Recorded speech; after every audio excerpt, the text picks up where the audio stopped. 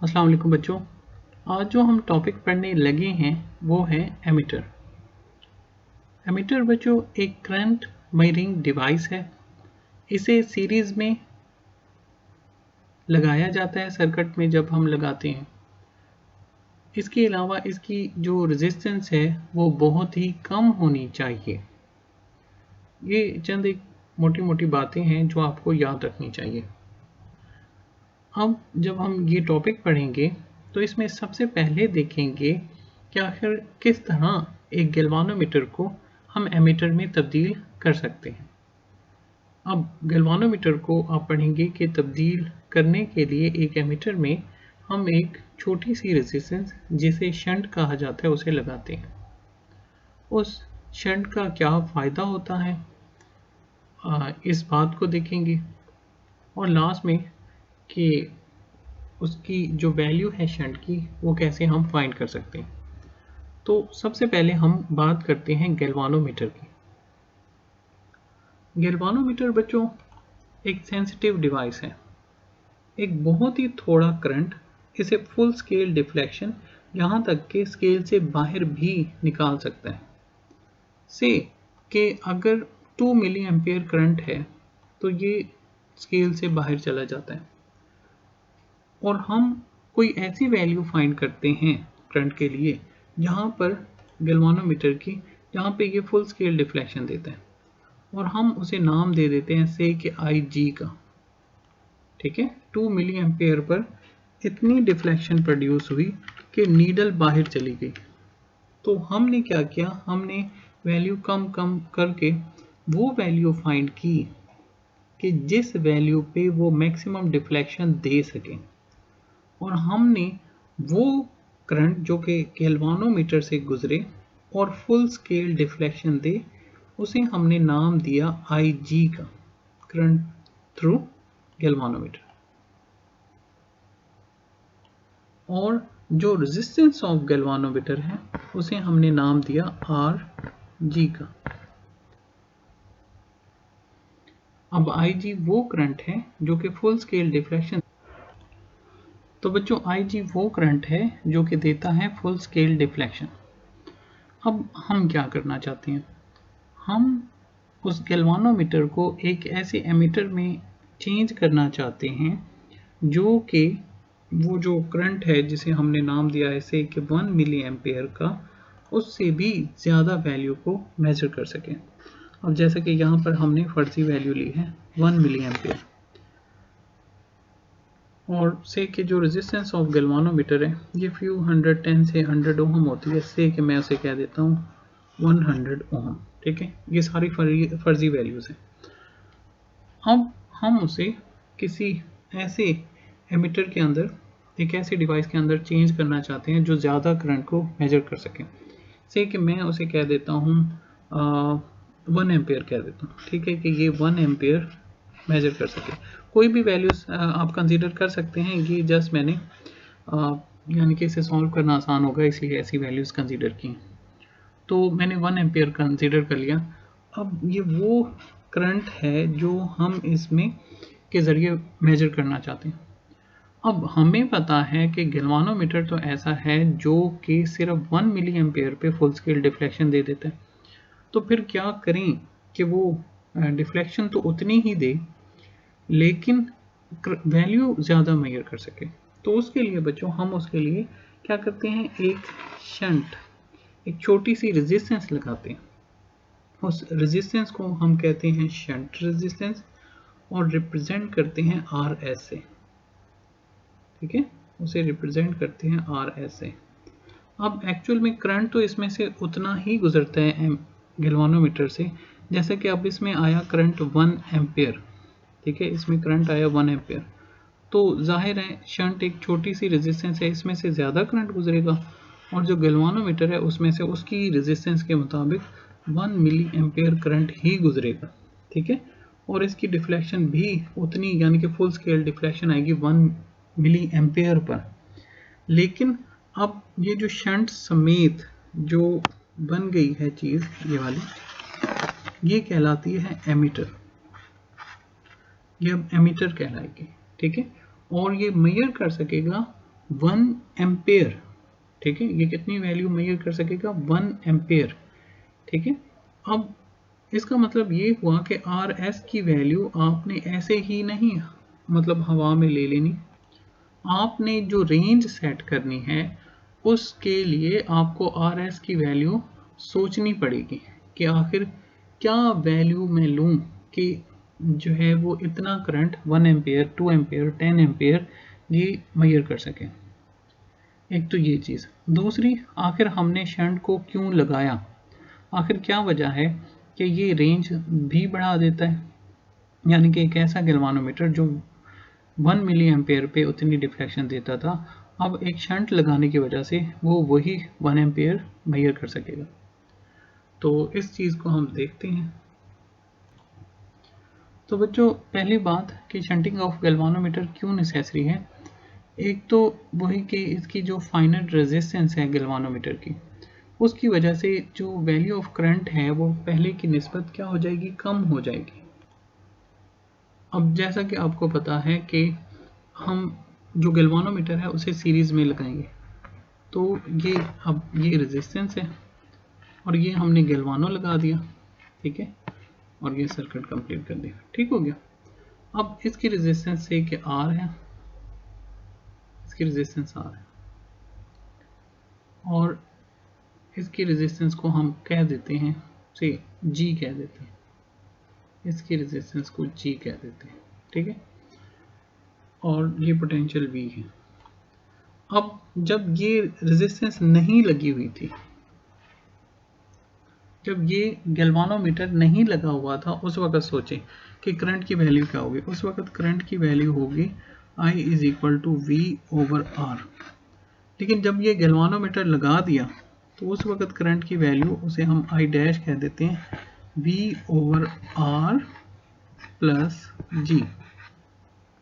अब गैल्वानोमीटर की रेजिस्टेंस ज़्यादातर 10 ओहम से 100 ओहम तक होती है, ठीक है, जो आमतौर पर वैल्यू पाई जाती है।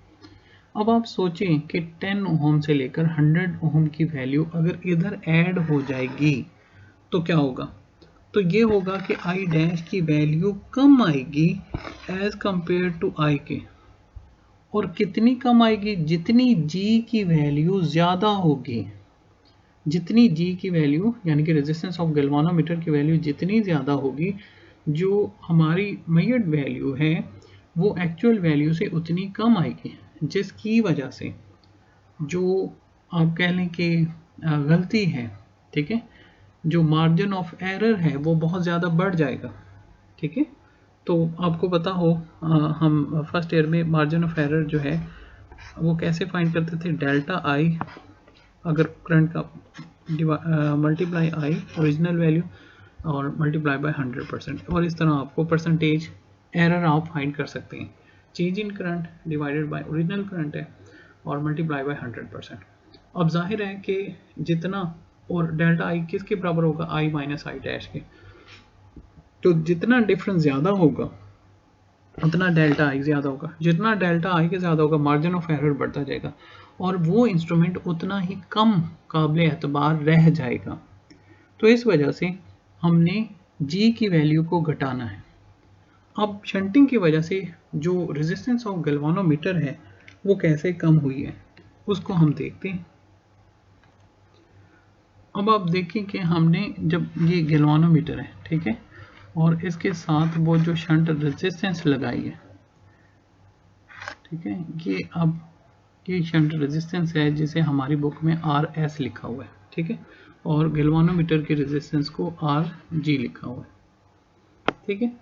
तो अब ये जो सारी असेंबली है ये एमीटर कहलाती है, गैल्वानोमीटर और उसके साथ पैरेलल में रेजिस्टेंस आर एस। अब आर एस होता क्या है, ये एक्चुअल में जैसे एक पीस ऑफ वायर है, कॉपर वायर है, इतनी इसकी रेजिस्टेंस होती है। अब पीस ऑफ कॉपर वायर की रेजिस्टेंस ज़्यादातर कितनी होगी, से कि 1 ओहम के बराबर है, ठीक है, वो 1 ओहम है। इसकी रेजिस्टेंस हमने 10 से 100 ओहम ली है रेंज, तो से कि मैं कह देता हूँ मैक्सिमम वैल्यू 100 ओहम है। अब ये दोनों रेजिस्टेंसेस आपस में क्या ऐड हो रही हैं, पैरेलल, और अगर ये पैरेलल ऐड हो रही हैं, ठीक है, तो जो वैल्यू आएगी वो 1 ओहम से कम आएगी, क्योंकि आपको याद हो कि इक्विवेलेंट रेजिस्टेंस कम होती है जो इंडिविजुअल रेजिस्टेंसेज हैं उनसे। तो जो इक्विवेलेंट रेजिस्टेंस है वो कम आएगी। अब वो रेजिस्टेंस 1 ओहम से भी कम आएगी, जिसकी वजह से जब हम इसे सीरीज में लगाएंगे सर्किट में, अब हमने एमीटर लगा दी,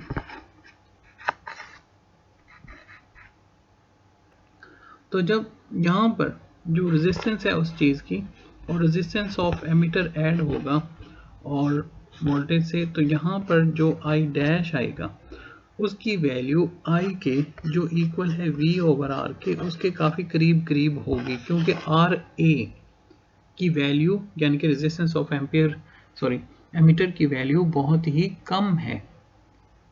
ठीक है, तो इस वजह से ये वाली वैल्यू जो है ये पैरेलल वैल्यू उसकी रेजिस्टेंस लगाना जो करंट के अंदर अनसर्टेनिटी है उसे बहुत ही ज़्यादा हद तक डिक्रीज कर देती है।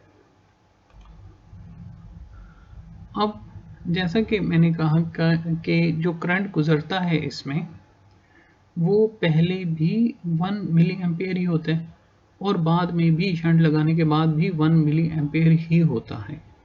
ठीक है, तो जो ज़्यादा करंट की वजह से उसके जो जलने का डर है, अब हम उसे एमीटर को कन्वर्ट कर देते हैं 1 एम्पेयर मेजर करने के लिए, जबकि गैल्वानोमीटर को बनाया गया है सिर्फ फ्यू माइक्रो या मिली एम्पेयर को मेजर करने के लिए। तो इस वजह से अगर उसमें 1 एम्पेयर 2 एम्पेयर एक सेंसिटिव कॉइल लगाया गया है तो वो हाई करंट की वजह से वो जल सकता है, तो ये जो जलने का चांस है वो भी क्या हो जाएगा, ख़त्म हो जाएगा। अब तीसरा है range to measure the current, ये बहुत स्मॉल होती है। ठीक है, गैल्वानोमीटर की शंट रेजिस्टेंस लगाने से पहले जैसे कि मैंने बताया कि माइक्रो एम्पेयर या मिली एम्पेयर होती है, तो माइक्रो या मिली बहुत ही कम करंट की वैल्यू है। ठीक है, तो अब जब हम शंट लगा देते हैं तो वो 1 एम्पेयर 2 एम्पेयर 10 एम्पेयर ज़्यादा वैल्यूज़ को मेजर कर सकता है। तो इस तरह हम जो है ये जो तीनों डिफेक्ट्स हैं गैल्वानोमीटर के अंदर उनको जो है वो शंट लगा के यानी कि एक पैरेलल बाईपास रेजिस्टेंस लगा के सॉल्व कर सकते हैं। अब जैसा कि अगर हम रेंज ही की बात करें कि हमने जो पीछे फर्जी वैल्यू ली कि वो 1 एम्पियर मेजर कर सकता है, जबकि पहले वो 1 मिली एम्पियर मेजर कर सकता था, तो इससे आपको पता चलता है कि ये कितने टाइम्स जो है, अब ये मिली एम्पियर मीन के ये 1000 टाइम्स जो है वो ज़्यादा करंट मेजर कर सकता है। अब हमने इसकी वैल्यू को कैसे निकाला है इस चीज़ को देखते हैं। अब आई जी वो करंट है जो कि फुल स्केल डिफ्लेक्शन देता है और आई वो करंट है जो कि हम मेजर करना चाहते हैं। ठीक है, तो अब हमने देखें ये दोनों एक दूसरे के पैरेलल लगाएं। जब पैरेलल लगाए हैं तो इसका मतलब है कि पोटेंशियल अक्रॉस गैल्वानोमीटर इक्वल होगा पोटेंशियल अक्रॉस शंट। ठीक है, potential across galvanometer is equal to potential across shunt. तो वी जी किसकी इक्वल होगा, I G R G, V is equal to I R के साथ, और वी एस इक्वल होगा आई एस आर एस। ठीक है, अब करंट थ्रू शंट क्या है, करंट थ्रू शंट ये है कि आई करंट यहाँ पर आके डिवाइड हो गया, इसमें से कुछ गैल्वानोमीटर की तरफ चला गया, तो बाकी जो बचा वो आई एस है। वो क्या है, टोटल करंट आई माइनस आई जी। तो इस वजह से हम आई एस की जगह लिख सकते हैं आई माइनस आई जी इंटू आर एस। ठीक है, तो यहाँ से आप आर एस की वैल्यू निकाल सकते हैं, I G R G divided by I minus, एक मिनट,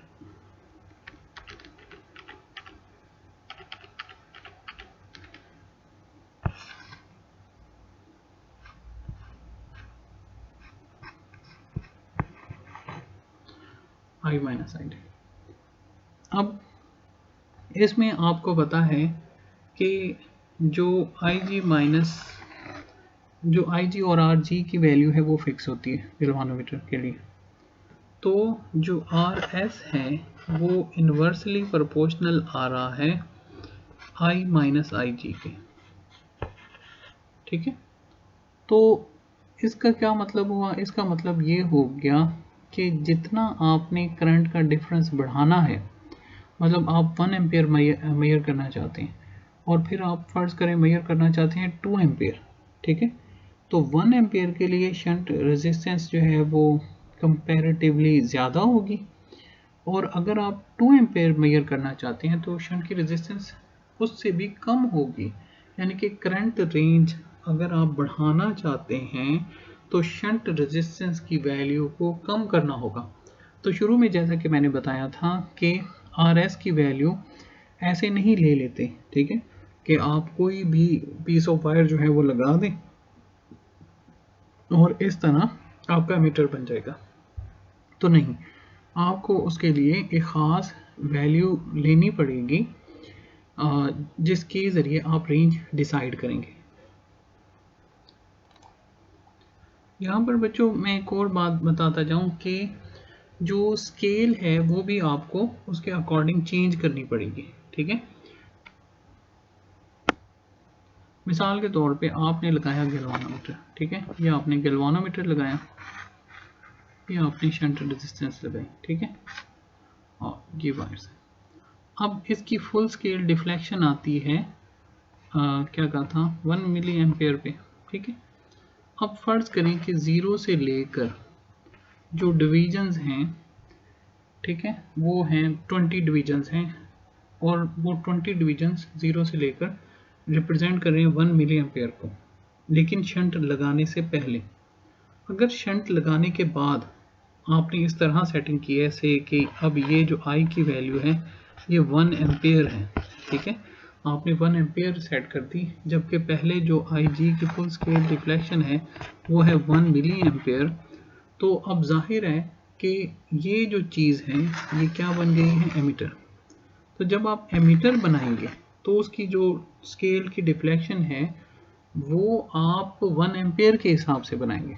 यानी कि अगर वो पहले 0 पर तो ज़ाहिर है 0 ही होगा, लेकिन अब जो 20 डिवीजन्स की डिफ्लेक्शन है वो 1 एम्पेयर को रिप्रेजेंट करेगी और वो 1 मिली एम्पेयर को नहीं रिप्रेजेंट करेगी। क्यों? क्योंकि अब शंट लग चुकी है जो कि रेंज को सेट कर रही है, ठीक है। अब जैसा कि अगर वो जो 20 डिवीजन्स हैं वो 1 मिली एम्पेयर को रिप्रेजेंट कर रहे थे, तो अब वही 20 डिवीजन्स 1 एम्पेयर को जो है वो रिप्रेजेंट करेंगे। तो आप मतलब 1 एम्पेयर को 20 इक्वल डिवीजन्स के अंदर डिवाइड कर देंगे। तो जो हर डिवीजन है वो 1 एम्पेयर डिवाइडेड बाय 20 का आंसर होगा। इसके अलावा बच्चों एक और चीज़ जो आपको बतानी थी कि समटाइम्स आर एस की वैल्यू को इन टर्म ऑफ वो जो रेंज है उसकी टर्म में भी रिप्रेजेंट किया जा सकता है। अब वो कैसे, कि आपको बताया कि जो रेंज है वो आई ओवर आई जी के बराबर है, ठीक है, ये आपको बताया था शुरू में। ये एन रेंज को रिप्रेजेंट कर रहा है, तो रेंज के हिसाब से भी ये रिलेशन निकाला जाता है। अब वो कैसे, वो ऐसे कि देखिए अभी हमने कहा कि जो वी जी है वो इक्वल है वी एस के, तो वी जी इक्वल है आर और आई एस आर एस के। तो इसके बाद हम यूं करते हैं कि आई एस ओवर आई जी और इसको इधर ले आए are G divided by R S, ठीक हो गया। अब इसमें दोनों में +1 कर देते हैं, तो इधर क्या आ जाएगा आर एस इक्वल आ गया R S plus R G, और इधर क्या है आई जी प्लस आई एस। अब आप देखें आई जी प्लस आई एस, ये करंट आई है, ये इधर डिवाइड हो जाता है, इधर जाता है आई एस और इधर जाता है आई जी। तो आई जी प्लस आई एस एक्चुअल में किसके बराबर है, आई के। तो हम इसे यूं लिख सकते हैं ओवर आई जी, ठीक हो गया। R G divided by R S is equal to N लिख देता हूँ, ठीक है। तो ये उधर गया, तो R G divided by R S is equal to N minus one, और यहाँ से आप आर एस की वैल्यू निकालें तो यह आ जाएगा R G divided by N minus one. तो जो एंड रिजल्ट आया था वो क्या आया था, आर एस इक्वल है R G divided by N minus one, ठीक है। तो इस तरह भी आप शंट की वैल्यू को फाइंड कर सकते हैं, ठीक है। एन फाइंड करने के लिए आपके पास क्या है कि आपने आई डिवाइडेड बाई आई जी कर देना है, उसे माइनस करें वन से, और मोस्टली ये एक होल नंबर होते हैं, ठीक है ना, तो इसलिए ये एक शॉर्ट ट्रिक है। तो आप जल्दी से I minus I divided by I G करेंगे, जो आंसर आएगा उसे वन से माइनस करके फिर आर जी को डिवाइड कर देंगे उस नंबर से, तो आर एस आ जाएगा।